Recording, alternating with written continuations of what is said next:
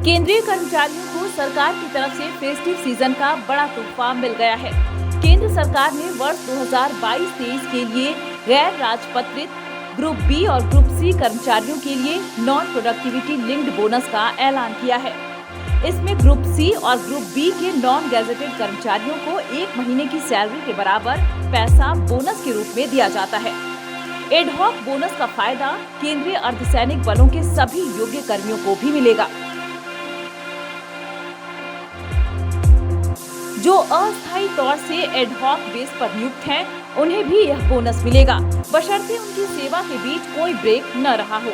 ऐसे कर्मचारी जो 31 मार्च 2023 को या उससे पहले सेवा से बाहर हो गए, त्यागपत्र दे दिया हो या सेवानिवृत्त हुए हो, उन्हें स्पेशल केस माना जाएगा।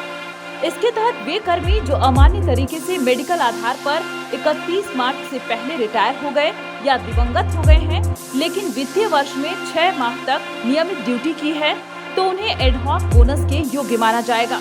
कर्मचारियों की एवरेज सैलरी गणना की उच्चतम सीमा के अनुसार जो भी कम हो, उसके आधार पर बोनस दिया जाता है। 30 दिनों का मासिक बोनस करीब 1 महीने की सैलरी के बराबर होगा। एक उदाहरण के रूप में हम इसे ऐसे समझ सकते हैं, अगर किसी कर्मचारी को 18,000 रुपए मिल रहे हैं, तो उसका 30 दिनों का मासिक बोनस लगभग 17,763 रुपए हुआ। इस तरह के बोनस का फायदा उन सभी केंद्र सरकार के कर्मचारियों को मिलेगा जो कि 31 मार्च 2023 तक सर्विस में थे। साल 2022-23 के दौरान कम से कम 6 महीने तक लगातार ड्यूटी दी है।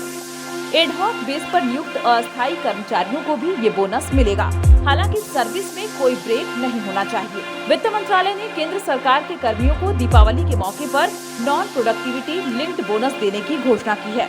इसके तहत सभी पात्र कर्मियों को 30 दिन के वेतन जितनी राशि मिलेगी। केंद्र सरकार के ग्रुप बी और ग्रुप सी के अंतर्गत आने वाले वे अराजपत्रित कर्मचारी जो किसी प्रोडक्टिविटी लिंक्ड बोनस स्कीम के तहत नहीं आते हैं, उन्हें भी यह बोनस दिया जाएगा। एडहॉक बोनस का फायदा केंद्रीय अर्धसैनिक बलों के सभी योग्य कर्मियों को भी मिलेगा।